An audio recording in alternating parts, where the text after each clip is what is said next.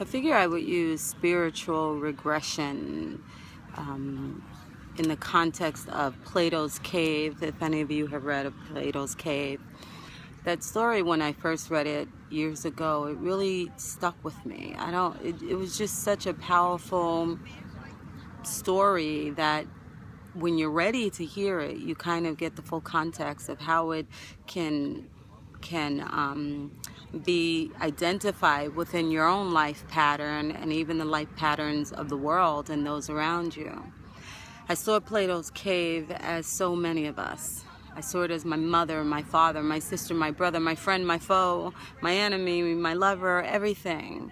And I realized that so many of us are indentured servants of these caves. The story of Plato's Cave, in brief, goes this way.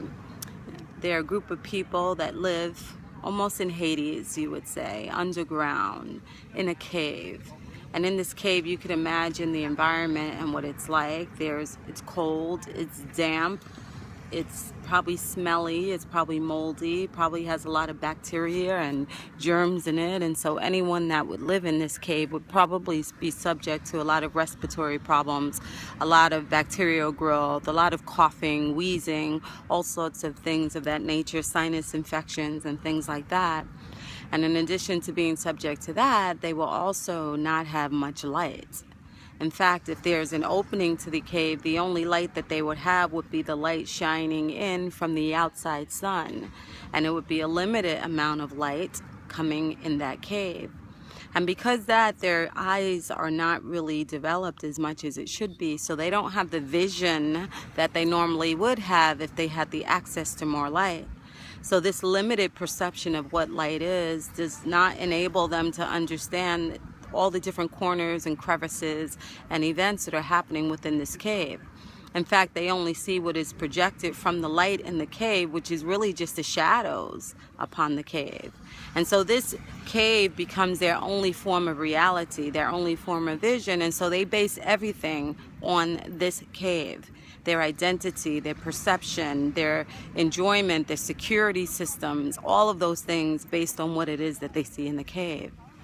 And so imagine someone whose lifespan is lived in this cave, what kind of mentality this person would have. So all they see are the shadows on the caves, and eventually in Plato's story and analysis, he speaks of those shadows on the cave and how the people began to see images on those shadows, and they would have stories surrounding those images of those shadows based on how the shadow looked bigger or smaller or whatever it is that it was showing their limited eyesight of what it was on the wall. And so this is the limited light that allowed them to see the limited shadows on the wall or the limited view of what it is that could be seen as far as the whole goes. They were only seeing in pieces. And so according to the book, to Plato's Cave, eventually some of these people, when they were let out of the cave, the light was so blinding that they were afraid to leave the cave, even though they saw outside of the cave had so much more to see and so much more light, and they weren't in darkness, of which behind them they couldn't even see what was going on, but they had the full spectrum of the whole picture of everything being in the light. But because they lived in the darkness for so long, that became their reality. That reality, although it was their enslavement, became their paradise, because that is what they knew. That was their security. That was their blanket. And so when they were offered the light, they refused it, and they retreated back to the dungeon and the cave of darkness and limited perception of reality and illness and all sorts of inflictions. They rather that because this is all that they knew.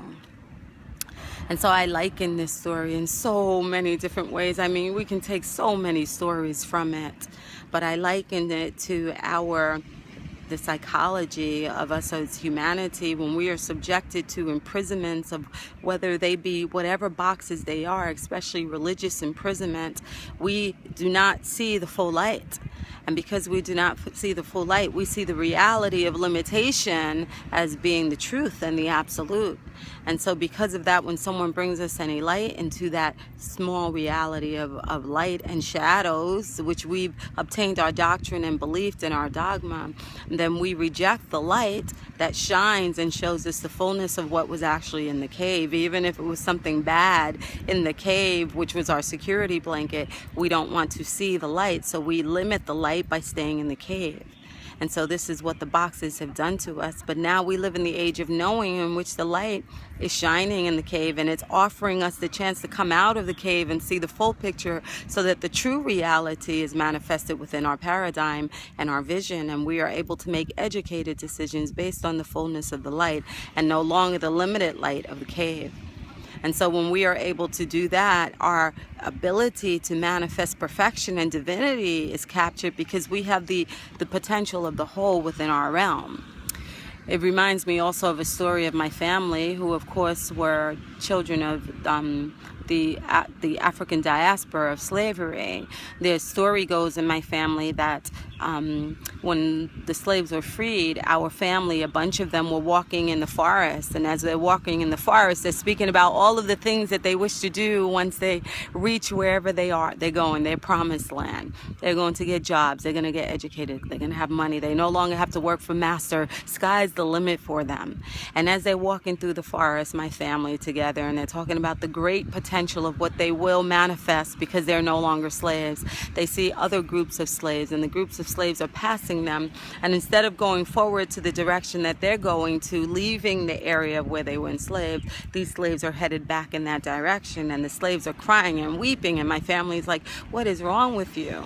And the weeping people who pass my family, they're saying, there's nothing out there. We need master again. We need to go back to where we were, because that's where we were fed, we were clothed, it was security for us. Even though master wasn't always good to us, it was still home. That's home to us.